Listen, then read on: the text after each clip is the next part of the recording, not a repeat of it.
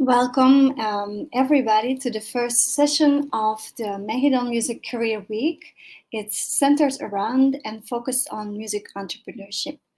In tonight's streaming session, themed Interdisciplinarity in Music and Arts, we will explore and discover together how to make connections between two or more disciplines and also learn concepts to create professional projects across multiple artistic disciplines. I feel very honored to introduce our speakers that definitely will spark your creativity and showcase the possibilities of art interdisciplinarity.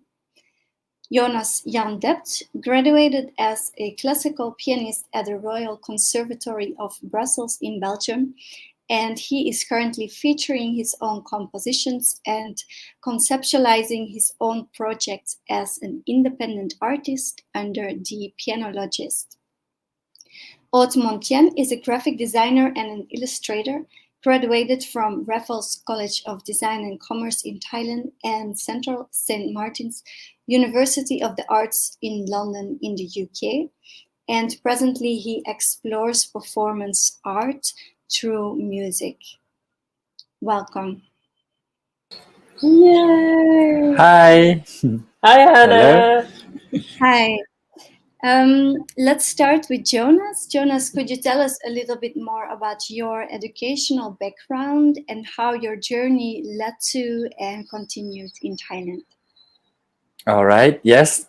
First of all, thank you for having us. And I think your students and musicians are very lucky to have this kind of ideas, and maybe it will give them ideas to look outside the box.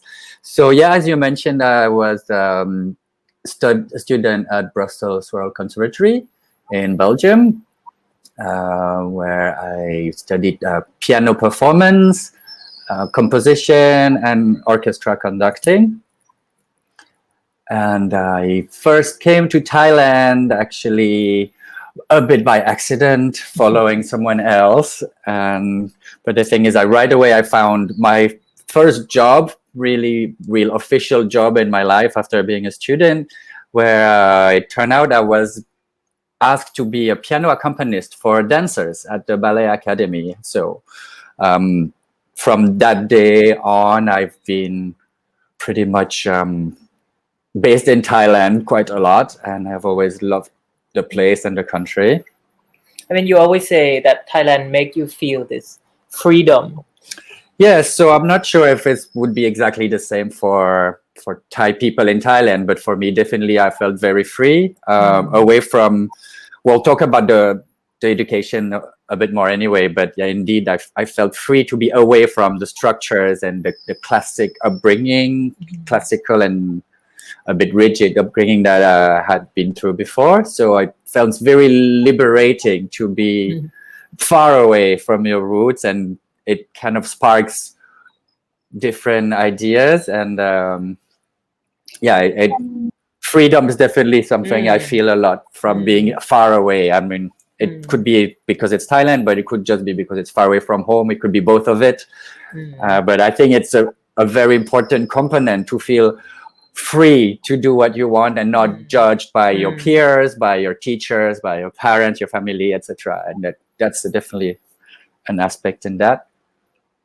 And being in Thailand, you have established yourself as an independent artist under the Pianologist, where you fuse your classical acoustic piano with electronics and soundscapes, and the experiences that you just talked about, feeling free, feeling different, feeling less rigid, did it affect your writing and your compositional style, or how did the concept arise?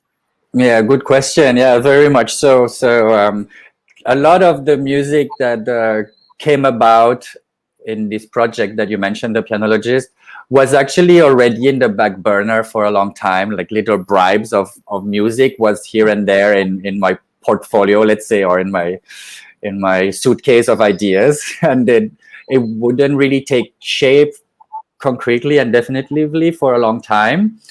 And the concept actually came about already when I was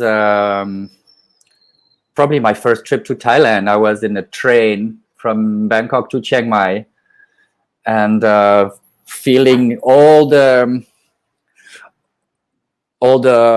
how to say, all my attaches break loose. I felt very liberated, and the rhythm of that train that actually lasts quite long. I think it's about 16 hours of ride. So it's a lot of time to think, and the rhythm of the train and the tracks was exciting these ideas in my head, and I could hear some of my composition bits kind of matching a rhythm of a train, which never occurred to me before, and that's kind of how I tried to think. Maybe I introduce some soundscapes with my sounds and see what it gives, and that was the first part of it. And then when I liked that, I started maybe play more with the soundscape, more with electronic sounds, adding more soundscapes, more layers, and bit by bit, it's almost an electronic orchestra that complement the piano by the end of it. Like, as a classically trained pianist, did you not want to make a classical piano album or a classical, music? Not really, I have to say. I did study composition and classical composition, and I thought we learned a lot about how composers compose in the past. I didn't go all the way through the education for composition, so I didn't reach the part where you only do your own projects. But where I got to, the projects we were doing were still very, how to say, put into that frame of the classical structure. And even in contemporary composition, it's still pretty strict. So I was not that excited to compose a classical piano album per se, and I thought there is so many classical compositions already existing, so many gorgeous sonatas, preludes for centuries, and I thought if I do something, it's probably going to be a bit different, have a bit more of a modern twist, maybe, because I think we have to remember why we do music, or I guess art's probably the same. In the first place, we want to communicate emotion, touch people, and share these emotions. So I think contemporary classical music has gone a little bit sideways, and it's very elitist. It's not for everybody. It's quite hard to listen as a non-trained musician, even as a musician, by the way. Not every piece yeah. So would you say that your experience of feeling more liberated and more free to write actually how you want, with less rules, and then also the surroundings of Thailand and the noises, the sound, that kind certainly so. Inspiration. So that's actually became the motive to establish yourself as an independent artist. At least it justify me being here and keeping researching. And yes, definitely. I think what I proposed here with my album would not be well received in Vienna classical music cenacle, or even by maybe some of my composition teachers. And so definitely it justifies for me feeling this place where I can research, having an audience that listen, and have a lot of also strange and foreign sounds that come into your life that you're not used to, whether it's the nature, whether it's the city, the language. The language is so different. You hear different inflections in voice, and it changed the way you hear as well, I guess. Yes. And this is also what we're trying to give to the listeners, that you can be trained in one area and become very skillful, but you don't know where your path is going to lead you. And perhaps you just cross a little bit boundaries of multiple disciplines, and something very creative and wonderful can experience. So we shouldn't shy away from that and trying to hold on to. Definitely. And there are so many disciplines that require musical expertise, which is not necessarily an instrument skill or a technical composition skill or conducting skill, but it could be a good ear, a flair for atmospheres, ambiances. It could be could be so many fields that require your skills that you don't expect exist. So Yes. Yeah, I definitely agree. It's about searching and then finding what works and also dare to pursue it. I would like to talk a little bit more about the project that you already established as the pianologist. Like, can you give some examples, talk a little bit about what you did and how you also kind of design each project individually? It's all your style. We can recognize like a pattern there, but still it's different because it's a different venue. How does the creativity each time? How does it start? What do you say is your style? Like, what is a pianologist experience? So does it have to be in any type of place in particular, or? No, I'm very open to pretty much everything that is not a concert hall. I'm also open to concert halls, but I mean, I'm very interested to play music where it's less expected. So I have a passion for ruins, abandoned buildings, or historical places. And this in itself is actually already interdisciplinarity. In itself, out of normal. I guess, yeah. Yeah, and to come back to your question, which was a few questions in one, but but all very interesting. Yeah, I think I was interested in interdisciplinarity from very, very early on. When I was a student, I worked with contemporary theater. I worked with dancers. And I remember being very interested by what the lighting person does. How do they make an atmosphere and a scene? They put the lights on the side, on the front, on the back, on what intensity, how they program scenes. I was very interested in it. And I always thought there is more to just playing music. If you want to have a whole experience and you want to be active in the design of every part of it, you can, if you're interested enough and you have people guide you and you can observe how they do it. So it's always been a dream of me to have a bit more than just playing the music. And even more so, as a piano performer, I thought what we learn to master is more a craft, meaning this music exists already for a long time, has been performed in a very precise way for a long time, and you're just trying to do the same in the most perfect way, which is a bit craft to me.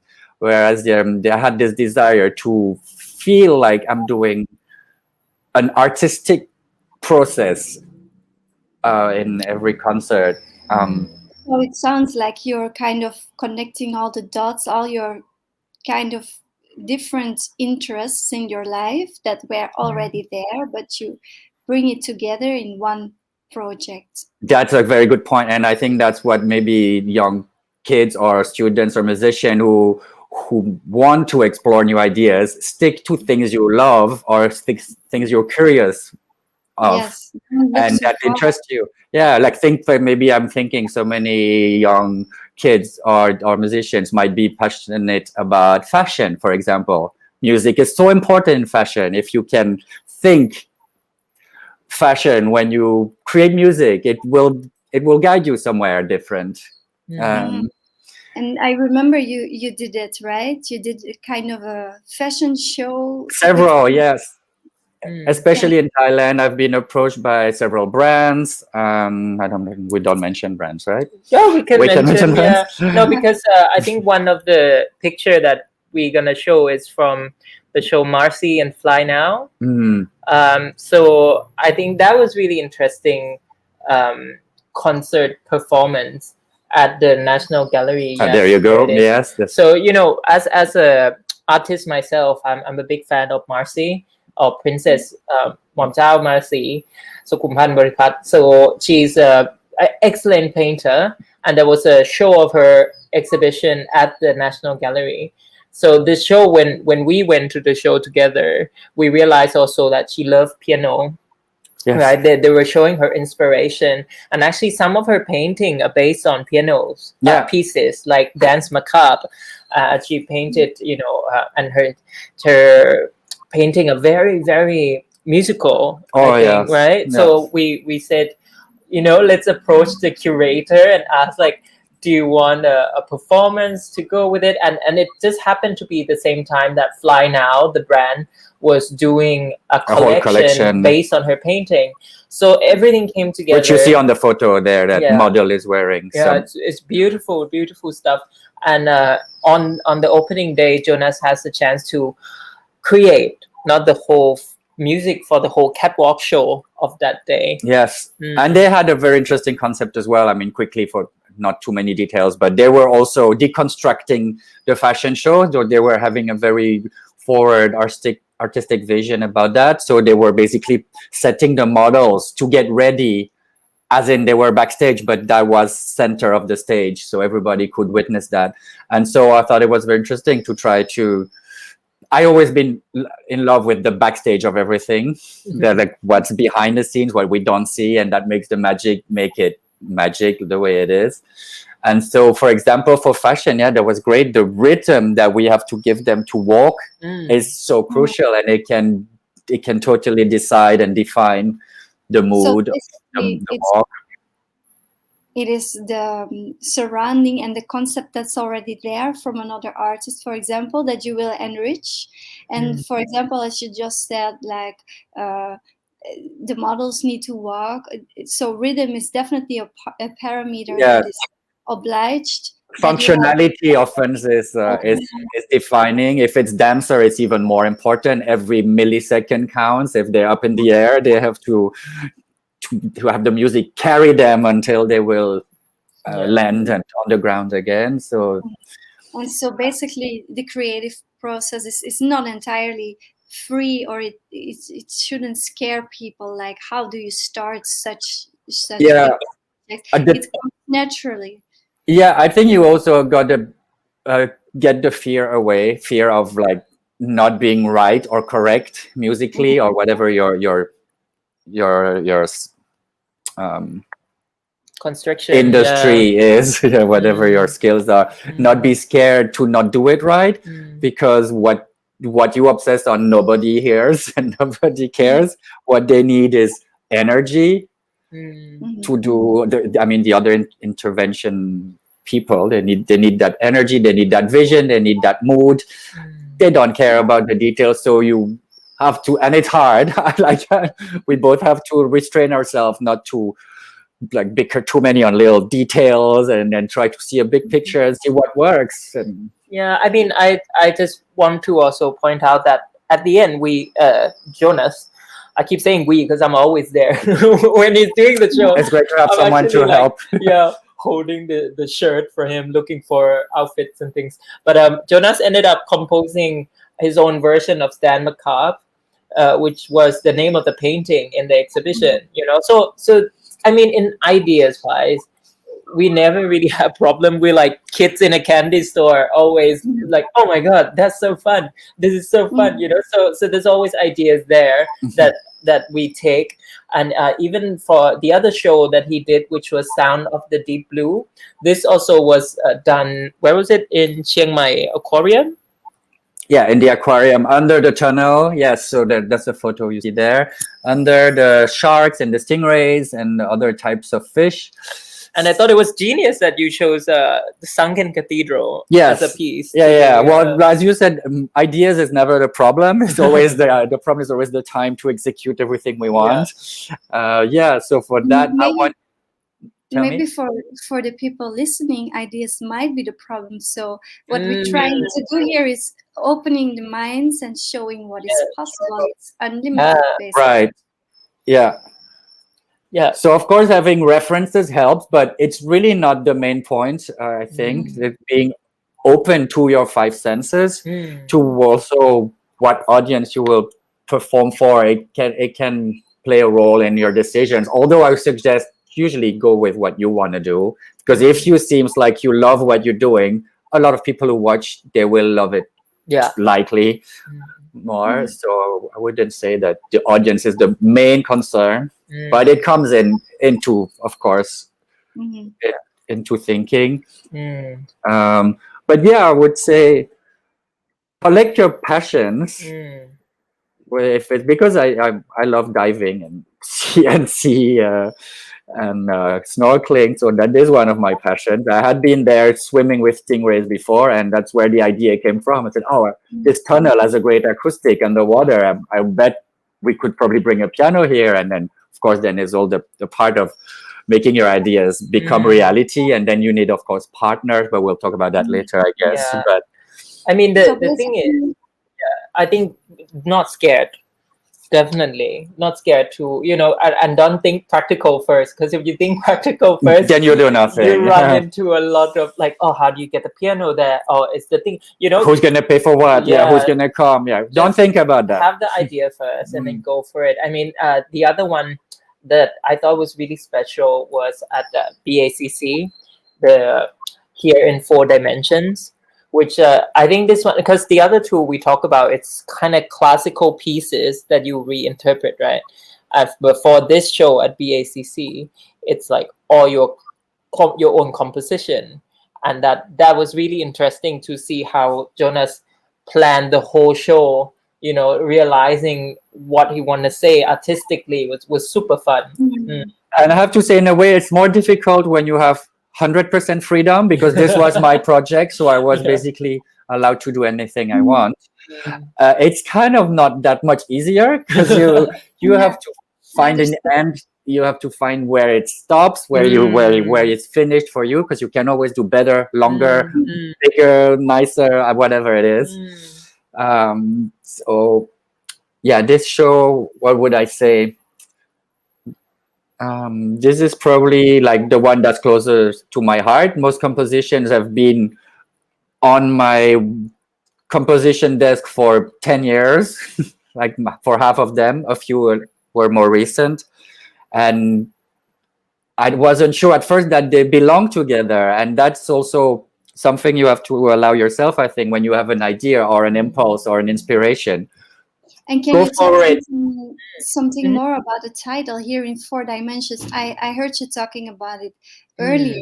Yeah, I love listening to yeah, I guess that's also one of those concepts that have been following me since very young, because I probably was maybe, I'm not sure if I'm correct, but I would say 8 or 9 year old, where I was telling my parents that we have to find what's the 4th dimension, because we were learning 3 dimension at school. And I'm like, so okay, when we come from 2 to 3, it becomes a space. So what's the 4th dimension? What you add there? And I remember thinking about that as a kid. So to have it the 4th dimension 20 years later, finally, put it together and a how show. did you incorporate the piano and the electronics to visualize or to conceptualize the 4th dimension? Yeah. So when I got interested in electronic, because it's kind of a portable and do-it-yourself way of having finally the full orchestra or sound of anything you want, basically, there's no limit. Only the imagination is the limit, because technically almost everything's possible. Of course, it won't sound like instruments. It's an instrument on its own that creates scapes, sounds, vibration, atmospheres, etc. What was I saying? Like this project, how does it relate to 4 dimensions? Yes. So how could you bring your ideas, your concept to music? That was a question. Like you have basically the idea, the 4th dimension. You make a project around it. Then how do you come to the creative process of the creative process? Yeah. So that's what I was saying, and I forgot. So those all these isolated pieces of composition, basically, some of them didn't make it, and some make it to the final set. And it's kind of trying to find what links them together. How can we make them belong in one cycle? And so the electronic was basically a link in here. The piano as well, since it's the same instrument. But some of the compositions were not that close at first. They could feel like they're from a different era, or maybe a different composer even, I wouldn't know. But then bringing the electronic and creating layers. So basically this one was mostly soundscape from nature, where there was rain, waterfalls, rivers, fire, Train station. trains, which is not really nature, but urban sounds, like mostly Thailand. A bit is from Bali, the gamelan orchestra that I recorded in a temple. And when we play with these layers, we can kind of mix and match them quite easily. They're quite discrete. They don't distract that much. They create a tone. And that's, I think, what brought everything together. And then the fourth dimension, you know, I thought it's not only visual. We have to use only auditive. It's not only a sound concert. I want the visual to be precise. So the design of the lighting was matching the soundscape mostly, and some projection on the background for certain pieces to emphasize a certain sentiment. We had a piece together that I was drawing live to your music. Yes, yes. Yeah, super fun. I mean, it's really interesting project because it was actually conceived and put on during the pandemic.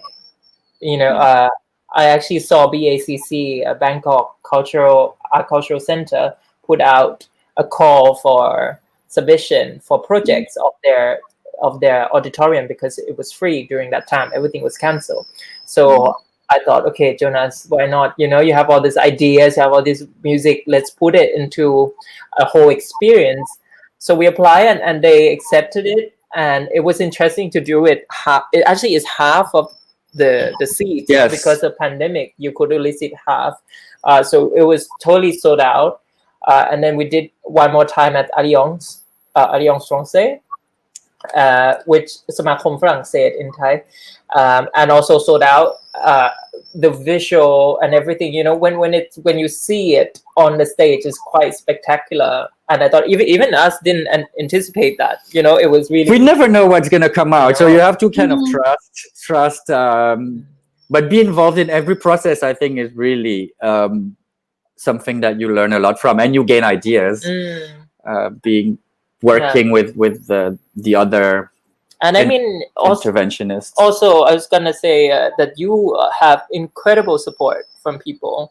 That's my point about it being sold out and having all this venue.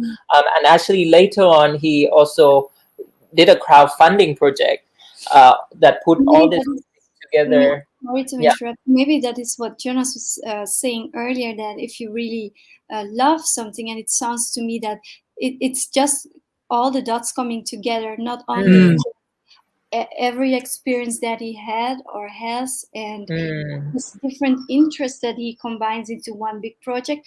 Also, as he said, combining it into an album, all the different kind of sprouted at different times. Finally, they came like together in an album. Yes. Like some artists would do drawings and have a little travelogue of where they've been, or they would write stories. Well, you can do that with your sounds and that record things, and it's like a little travel book, like a sketchbook, basically. Like a sketchbook, And so your debut album, that's what we're seeing here, and that was what Oat was initiating to talk about the crowdfunding project. This is how it came together, I suppose, and how did you find all the support and the financial means? And yes, well, as I was saying, I got very good support, and it's very heartwarming. I have to say, I didn't believe in it as much as he did. For me, I was a little bit skeptical. Because like you know, it's like asking help from people doesn't seem that easy at first. But I thought the concept was there, the music was there. All I wanted was to finish the project. So basically, you can consider crowdsourcing in this case, or crowdfunding, as a pre-sale. You know, like people who want to support you, they can help you in advance, so you have this money to do your project up front. And for the people not knowing what crowdfunding is, it's basically just showcasing your project, your ideas, and asking to donate. To donate or in exchange for products or services. You have to update with them. Exactly. So you take them on the journey with the creation. You update what's happening. It's very humbling because you get help from people you don't expect, and then you feel a bit a bit of pressure to finish it, and it's actually very positive. It's great in the end.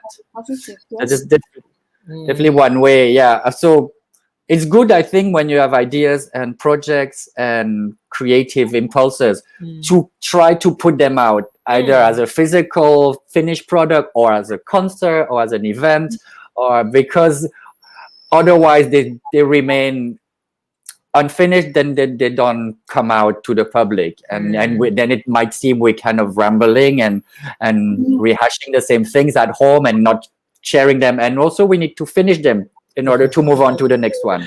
Yeah, I mean, I think it's a really good point, because this is where I come in most of the time. I think I also have to say, even myself as a visual artist, we artists, we work in isolation a lot. You know, we really go into our corner, and that is our education as well. And I think something to really bear in mind, that, you know, a lot of time we're trained to be by ourselves. To artists have this mythology that we're like the secluded genius that gonna, you know, go out of the society and then bring something deep from our soul, and it's a very lonely training, and we don't ask for help. I also think that the establishment has separated, let's say, academic artists or musicians or from other ones, and we're actually the same thing. And you can be in academic training but want to go jam with people, and I really encourage that, because and this is what we're trying to encourage, especially in this topic. But I agree that somehow we are skilled artists, like in every discipline. It can be piano performance, it can be visual artists. We need to reach a certain level, so it is kind of explains itself that is a very narrow training and a bit lonely, as you said. Very lonely, I would say. It doesn't mean that we need to stick to that forever, or that we cannot interact with other disciplines or I mean, in my own background of education, right, because I study, St. Martin is a really good example of the university that talk a lot about multidisciplinary. The new campus at Charing Cross actually designed as like a multidisciplinary factory. You know, each level, it's very different faculty. So I was in, say, illustration, graphic design, it's opposite fashion, you know, and we cross each other in the hall, and there's a exhibition in the middle of our pathway.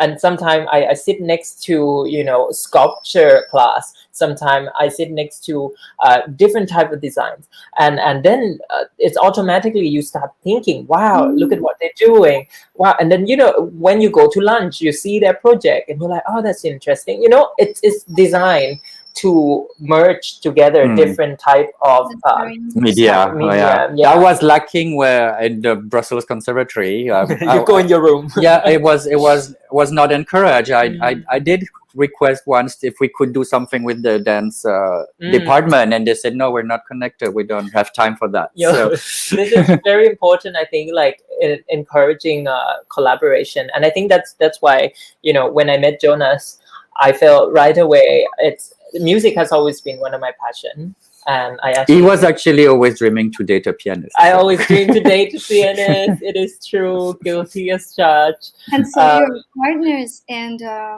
you are not only business partners, project partners, you're also obviously partners. We're partners in life, and we're partners at work and in crime. And this is very difficult, actually. I think difficult. I say challenging, because we're both very strong character, and we're both artists. We have our vision.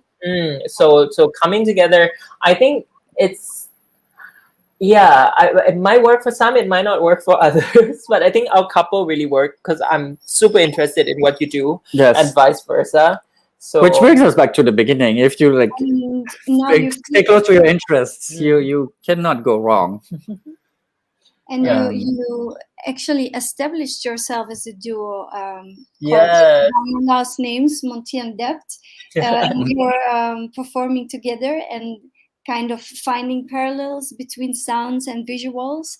And it came about very quickly in our relationship. Actually, it's kind of both our interests were going that direction, and we thought we're available for each other full time, kind of, since we're on the same location. So I mean, to trace back our work, actually, because I do figurative drawing and I teach drawing classes as part of my practice. And Jonas actually very kind to be my model one of the times when we first dating. And I remember one moment that we have a drawing session, and then I turn off the light. So it was just the sound of charcoal, the drawing, these things that I used to draw. The sound of charcoal on paper was very prominent. And Jonas, when he was modeling, he's like, wow, this sound is really interesting. It's almost like an instrument, So that at that time, I start to think, maybe, it could work as well, crossing my drawing into musicality. I never think of drawing as a musical act, but then, moments like that in our relationship, we got really inspired and to work together and create different projects. And it's a very nice way to go in each other's world and discipline and way of creating or way of thinking. Yeah. I think that's a very good point, that the point of interdisciplinarity is to find the similarities and the parallels and where it can overlap and where it can cross, and then make something out of that. And you did a concerto for piano and charcoal. Yes. Which is kind of like the epitome of this first time I modeled, and we heard the charcoal and making such a distinct sound. I saw you performing live, and that was incredible. You saw that one? Yes. Do you want to tell something about that specific project, or? Okay. Yes, definitely. Well, again, I have to thank BACC for the support. Actually, it was a Performance Art Festival in 2018. We wrote a proposal because, I have this idea for a really long time. So I did this show that you saw on the screen here with Jonas, and then we start developing things together. And then there was this time that they were asking for proposal, and we thought, okay, why don't we do a full show that we merge into each other's craft. We go into each other's world. I have to say that the previous show, they were more visual based. The music was a bit of a support to the visual. And this one in particular, which is probably our third or fourth one, I think, it was kind of the opposite. I was like, oh, come on. I'll show you how we study music as a musician. And I made him study a whole Mozart concerto entirely by heart, but not on a piano or not on an instrument of the orchestra, but just on the charcoal. And then this was a concerto for charcoal. So you see the picture here. We cover the whole auditorium with paper, and I had to learn from Jonas the Mozart Concerto number 20, which now become like our love song. One of them. It's basically, when the melody goes do do do do do do, right? But instead of playing that, I use my wrist, and there was a microphone on my wrist, and then I have to draw those notes, so it like in perfect rhythm. It had to be perfect, otherwise he would hit me. You synchronize the rhythm, and also you use the dynamics in the concerto to adjust your painting.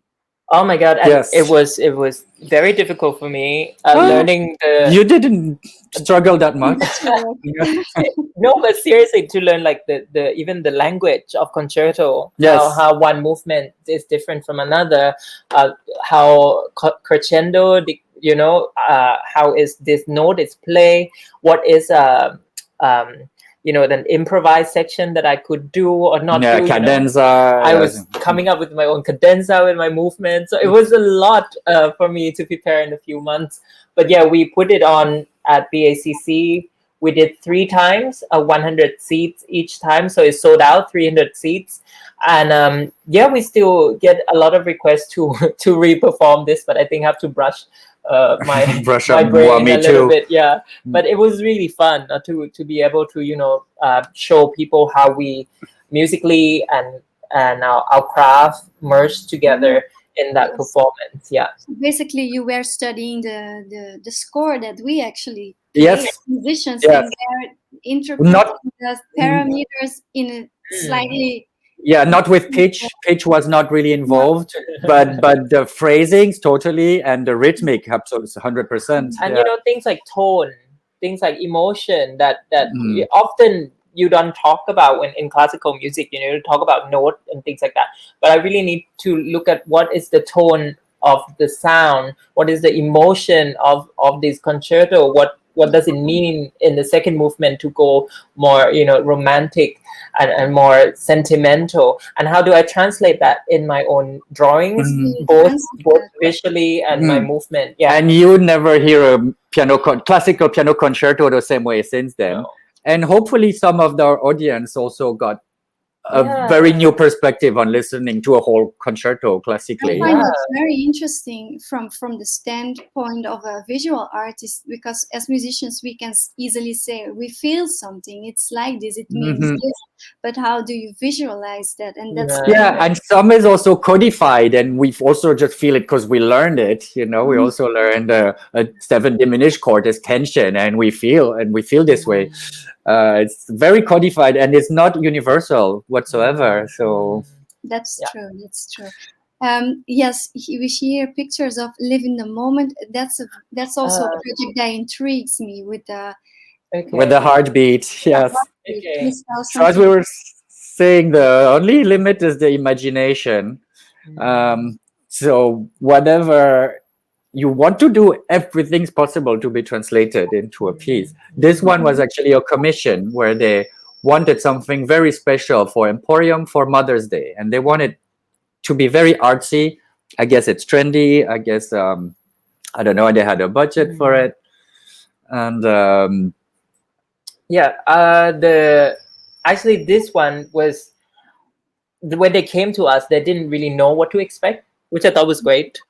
They really open to what we were gonna propose, so we really went full on, as in they didn't know what to do at all. They were like, we like what you do, can you do something new for us? And one more time have to thank the support of Emporium team, and they totally trust us. So we came up with this idea where Jonas came up with this device that you would put on the finger to detect the pulse, heartbeat. The heartbeat of a person, and then he created music based on that rhythm of that heartbeat. You're going too fast. Yeah. So for Mother's Day, they asked the mother to sit and be drawn by him. The mother sitting next to her children. They were all celebrities, but that's a detail that doesn't really matter. And so to add one dimension to this, basically, and to have our little signature Montien Dept thing, what we did was, instead of him just drawing their portrait, he was drawing kind of in the mood and in the rhythm of the music that I was improvising based on the heartbeat of the mother that was in all the speakers in the entire shopping mall. So here your starting point was actually another sound. Yes, exactly. Like a sound and a rhythm, a rhythmic pattern, which was not always a pattern. Some people were a bit irregular in their heartbeat. Some were more. Some very excited. Some some had to run before they arrived. It was really quick. It was which makes a real life element in there. And a real life element. I find that interesting, because this one it's improvised. It's kind of very free and up to the heartbeat of that person, while the other one, the concerto that we just talked about, that was totally rehearsed and memorized. And yes, and when I was saying that you can try to incorporate elements in the heart of your performance, like with these heartbeats. It can be done with a lot of things. I remember that one show was on a rooftop of a building in Chiang Mai, and the problem was that the airplanes were flying kind of close, and it's pretty noisy.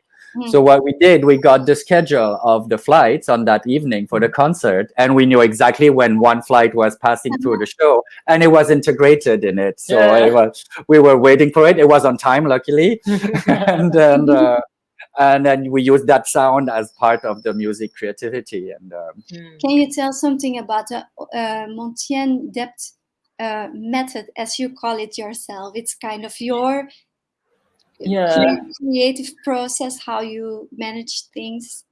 Well, it's actually what we just said. It's interdisciplinary at the core. We learned about each other interests, because actually we had to do a workshop at BACC after we did the concert, and we pair up artists from in different disciplines, and we pair them up. There was a dancer with a shibari rope master, there was musician, painter, writer, like different people, and we pair them up and basically talk about how we work, which is the Montien Dept method. It's basically encouraging people to find one vocabulary common to both of their disciplines, and if that doesn't exist, make it up. Communicate your emotions, your intentions, your what do you measure in your field? Do you measure time? Do you measure frequencies? Do you measure light? Whatever you do, if you're a dancer, or find the common way to have a vocabulary that you both understand each other. And actually, I think also a lot about being there with each other, right? Because like you really feel another person, how is he or she is feeling or doing their way. What is the posture? What is how they're breathing? Breathing was such a big thing for both of us, because when I draw, I also draw with the breath, and of course, music, you have to breathe when you do music. So things like this was our Montien Dept method, and it was really interesting what people came up with. And this brings me to the concept of mindset. What is the mindset that we need as a musician if we want to enter the space of interdisciplinarity? Because obviously we talked a lot about how can we do it, how does ideas sprout, but it's like Jonas said in the very beginning, the ideas were there, but they didn't came out at first. So true. What is the mindset that we need to actually do it? Do you want to go? No, you go first. Okay. Well, definitely remain very open. In the end of the day, it's entertainment, right? It's not politics. There is no crimes or victims involved. It's really entertainment. So of course we take it seriously because we love what we do, but it's important to take a step back and also see the lightness of it all, and see that we don't have to be too serious about it. We don't, and we're not better than other type of musicians or artists that have a different background or education. We know better, we know worse. We all can do something together if we put our mind to it. So openness, definitely. Mindset wise, curiosity. Yeah. Definitely. Passion for what you like, whatever it is. It could be I think that was a very astronomy. Point about the seriousness of things, as we tend to start our journey of learning an art, a craft very skillfully. It comes from passion and what we like and what motivates. And we have big dreams, no? When we start, we have big dreams of a very specific career. We don't always look around what are the other possibilities of this one example. And the training, it can make it actually too serious and too narrow-minded, and like I said earlier, needed to reach a certain level, but it compromises often the creativity and passion, and I think classical music has lost half of the population behind since the 50s, when the composers stopped caring for what people feel, and it becomes very intellectual or elitist and conceptual. Like what mentioned earlier, it's incredible the support that you get, and that's definitely also a factor, I would say, that is important, because you Yeah. can be all out there, but if you have no community, then It's true. also And people are much more supportive than you think, actually, because maybe all of them in the back of their head, they say, oh, next one might be me. I would like also to get the support. I really want to support this one now. And then we support each other. And then Definitely. it's much richer than competitivity, for example. I mean, of course, there is some part of that sometimes, but togetherness kind of much more rewarding. Yeah.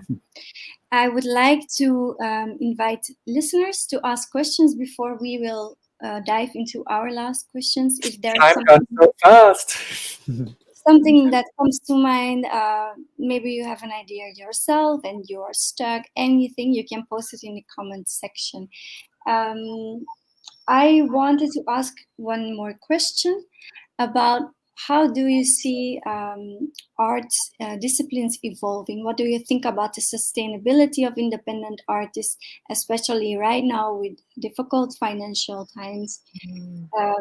How do it's still possible for yourself to find creativity and meaning there? I think the harder the times, the more people need entertainment and to get their mind off the reality. So I think that's, of course, the money might be lacking in some situations, but the desire, the demand is there more than ever. So I think that's certainly something to look at and think it as an opportunity to reach a lot of people, because they're receptive, they're emotional, they need it. So that's for sure something to look at. Yeah. That is a very good point. And if we're talking about the audience actually needs that, especially at difficult times, to get out of their rational mind. But I experienced it myself as a musician very much as well. If that art was lacking, that is suddenly something is off, something is not right. It's kind of the fuel that we really need. Definitely. Yeah, it's very much so. And then when times are hard, I think, I mean, even war times, music is more than ever cherished. Well, music or arts in general. I mean, because when the world seems a bit gloom, then whatever brings beauty or balance or emotions or purity, it's something that everybody can sort of relate to. And but then, as you say, of course, it needs to be sustained. We need a life. We need to eat. We need a roof. So yeah, there is many ways. It has a very strong societal impact, as you just mentioned. That oftentimes it goes hand in hand with a history, or it's a reaction to a historic problem. For example, you see that as well in visual arts as music. Yes, yeah. Uncertain times always spark a lot of creativity, and it's a question I get quite a lot actually as an artist, and I think it reflects a lot of how Thailand in particular looked at the art sector as something that is not crucial, because we are almost academic based. We work just to pay the bills, put the food on the table, but actually not a lot of people talk about how art is a component of our soul, how our mental health needs art, and it's not just about putting food on the table as the society would make you think, the consumerism make you think. Actually, it's the art has always been there as a crucial part of human life to carry on, to examine ourselves, to feel, to have empathy, to connect to different people like us. It's so important. So this question of like how it has societal impact, I feel actually it's always universal. Always has the impact. And art can be cultural or political or geographical, but it also has no frontiers. It can go beyond. Now we're seeing all the virtual world expanding a lot. The crypto art NFTs now have music as well. Crypto art pieces that have audio is coming in. So there is many new ways to get revenue or to get promotion or to get fans. There's a streaming, of course, that changed completely the face of music industry. Definitely, Same for art and NFTs and. And I think what Oat said about mental health declining when art is lacking, as well for the artists as for the people who cannot find it anymore. I think that's another topic for another talk. But it's so amazing that's how important it actually is. Yes, actually, art is not a luxury; it's a necessity for. And Hannah, just to like round it up, I feel a link to this topic of interdisciplinary. I feel actually we have been tricked into believing that we are segregated in our own little boxes of musician, of artists, of cooks, of chef, of gardener. We have been trained to put things in boxes and not seeing them as a whole. We put humanity in different compartments. When we learn at school, we learn one subject after another. But actually, as human, we're much more complex than that. And our society is a multidisciplinary society. And disciplines are interconnected the same way. Everything, that's what I believe. And anyway, everything is interconnected. So there's no need to fear or to scared of crossing over or to try different things or to have different interests. It doesn't lack your value. It doesn't lessen your skills to be interconnected. So I think it's a very important point. Last point. Nice banners. Yes. Thank you. And now I always want to say to maybe the more conservative visions about that is I will just take the example of music because that's the one I know better. I believe that if Mozart, as an example, was alive, he would love the technology that we can use, and I think he would have appreciated our concerto with the charcoal, for example. He's known to be this kind of personality that has a lot of fun and try new things all the time. So I think we don't have to revere all those creators that they are sacred, but we are allowed to play with what they left for us. We're allowed to play with it and make it our own. And the time that they actually were composing, if you're talking about music right now, that around that time what they did was actually controversial. It's at that time it felt it was subversive. Yes, exactly. But when you look back, it's just a linear line. And everything seems to flow from a reaction comes and sprouts another reaction. I think definitely interdisciplinarity, it can be included in the curriculum. I'm very pro to enhance, like Oat said, our separate kind of art disciplines to give students the opportunity to think outside of the box, to make parallels, to find similarities and making connections, and it will enhance learning experiences. So I think that's the giveaway of this talk. There is a question from the audience. Should we answer it? Yeah. Okay. Yeah, because I think it's quite a good one. It says, what is your recommendation to people out there who would like to start to do interdisciplinary art and has no experience outside their comfort zone? Yes, I think it's a great question. And I forgot to mention it earlier because I was planning to say that in the talk as well, is that collaboration is key. It's so enriching, especially with strangers. If you are, let's say, a musician and you approach, I don't know, a scientist, an illustrator, an architect, someone, you say, oh, I love your work. I would love to collaborate.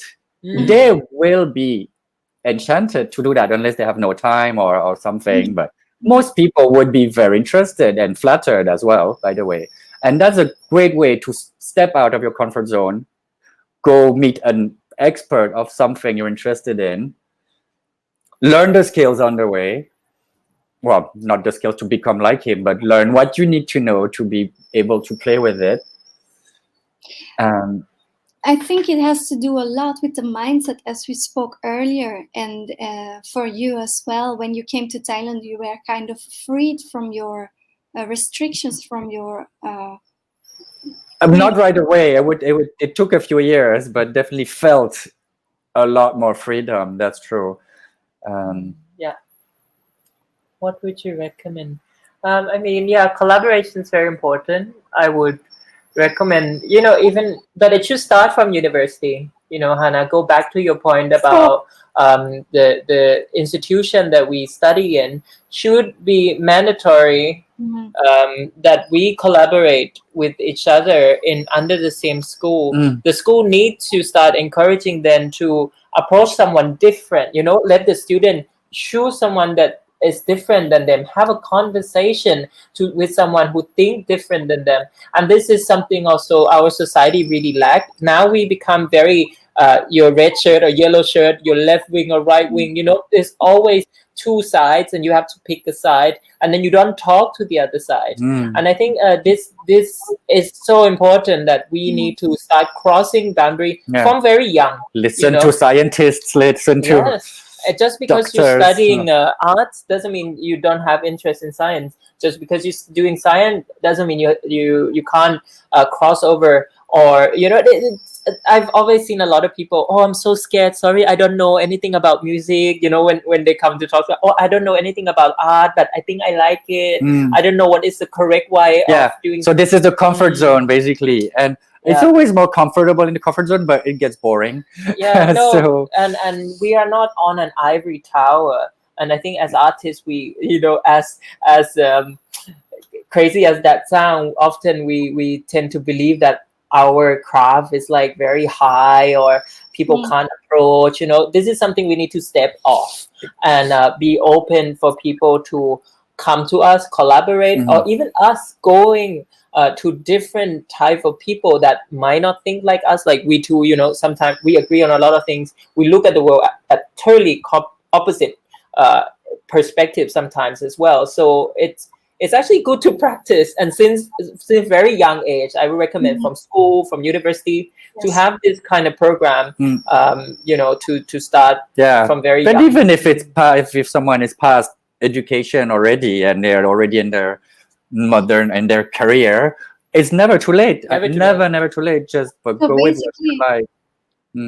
To come out of your comfort zone, we would agree you need to be introduced to it somehow by your education, by finding a friend or somebody that you can relate to, and the second, or a stranger, or a stranger, someone you admire, someone you like what they do. Also, just have the courage to be like, don't be scared to be like humiliate or whatever. Just learn how you engage. Just go in like, okay, I don't really know how to do this, but I'm really intrigued. What can I do with this? The first question is always a bit hard or embarrassing or scary, but after you cross that, I think just follow your heart and your interests. Everything is possible. Exactly. That is, I think the biggest giveaway of this talk is that it looks impressive in the end. It's a big project, but if you look closely and you listen to your stories and you look where it starts, it's a very simple thing, like of charcoal or the sound of a train or heartbeat, feeling liberated, and looking inside yourself. What are my inspirations, and how can I somehow link those together and make create something? And I would even say you can apply that when you're studying a classical piece of music. You can say, how would I rewrite this, or how would I, if I wanted to bring the essence out of this composition in my way, what would I do? Critical thinking. Yes. To think differently. Okay, I want to thank you very, very much. It was thank you. I'm very curious also about your future projects, and happy to have you on board, and a lot of success together with your Montien Dept and individual pathways. Thank you very much. Thank Thank you. you. Hannah. And anyone, if you want to check out the Pianologist albums on Spotify, on Apple, iTunes, everywhere you can go. The Pianologist. Yeah, or if you want to look at our Social work, media. on social media, just type Montien Dept on Facebook. You see links to The our pianologist. stuff. Yeah. And Montien Dept. Yes. Yes. Okay. Thank you. Thanks so much. Bye. สวัสดีครับ Sawadee ka. สวัสดีค่ะ